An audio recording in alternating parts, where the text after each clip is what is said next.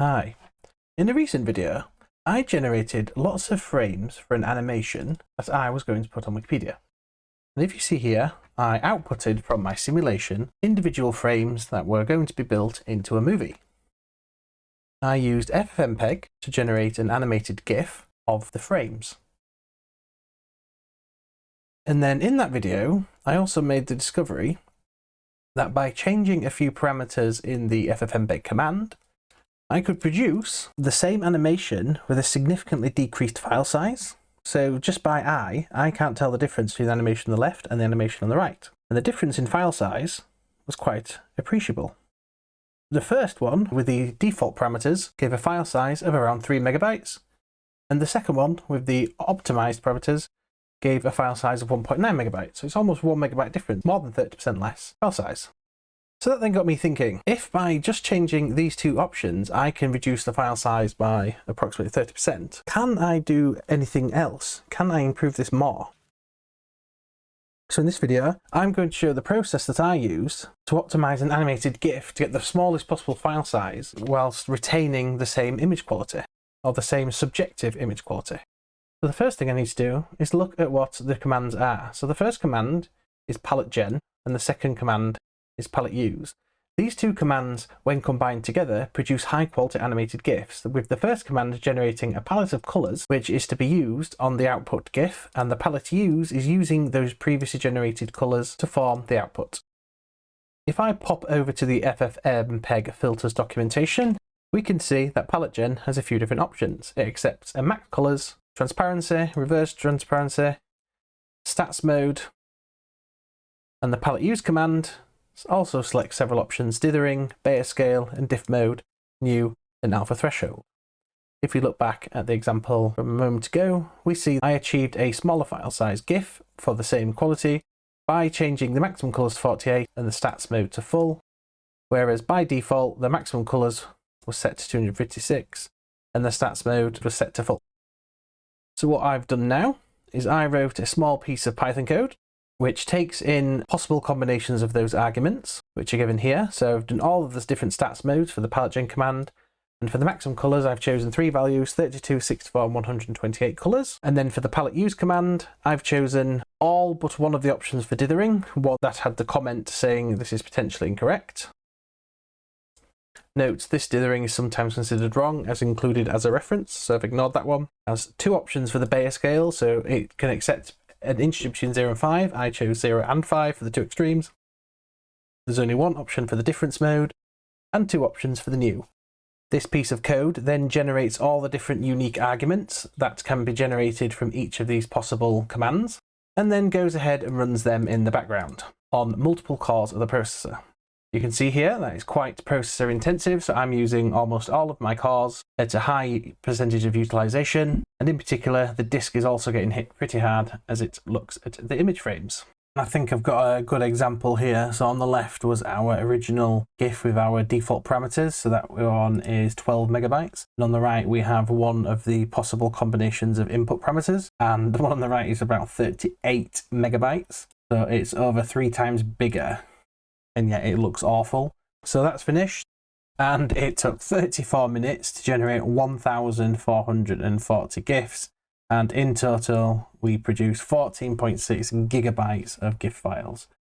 So this is not for the faint-hearted, and if we look in here we can see we get GIFs ranging from 6 megabytes all the way to 38 megabytes.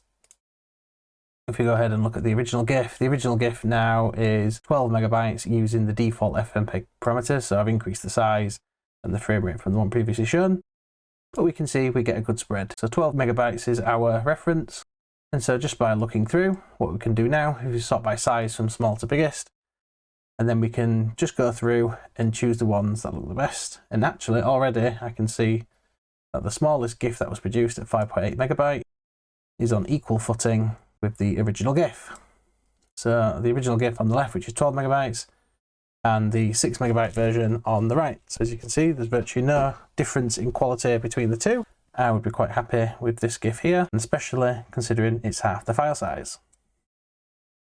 What I've then done is I've written another script which takes the output statistics that I generated from the first script, so things like the file size and the parameters used. What this does is it then loads in that data and analyzes it, which then gives you the ability to search through indexed by the file size, and then you can see what the file number was and what modes were used to generate that file.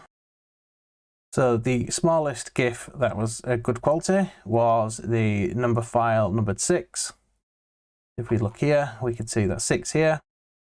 The parameters used were stats mode full, max colors 32, a Bayer scale of 5, and a rectangle for the diff mode, and 0 for the new. You also see that the GIFs around it, so they all share the same file size but use different properties. If we quickly flick through the GIFs, we can see that all of these produce readable outputs. So we're not necessarily getting any bad ones here. And then we can go one further. So as part of this analysis, what we can do is we can plot how each one of the input arguments affects the file size. So just flicking through these, we have the following. So for each of the default parameters, where the NaN means that the parameter wasn't given, so whatever is the default. So for each of the parameters, for each of the arguments that are possible for the paletteuse and palettegen, we can get an idea of how the file size varies by looking at these box plots. We see that by far the biggest influence on file size is this maximum colors. So by restricting the amount of colors that are used in the generation of the GIF, you can dramatically reduce the file size, because the default color palette used is 256 colors, whereas the actual GIF itself might not use anywhere near that many. Or, more specifically, it might not need anywhere near that many in order to look visually the same as using the full 256.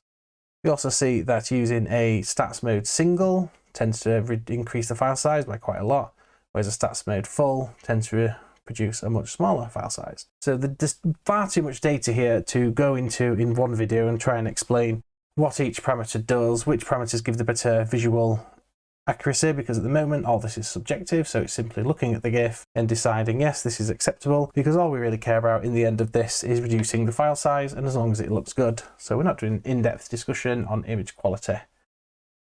It can also be a bit more comparative here. So that was an animation. So if we look again, we can see it's got lots of white space on there, relatively few parts of the image change. So it could be that the optimized parameters only really work for this sort of animation. What happens instead if we have a video like this? So we have lots of complicated changing scenery. So you see it goes from two distinct scenes of a sort of horse on grass into someone having their hand in the way of the camera. This is a far more complicated image, but we can do the same.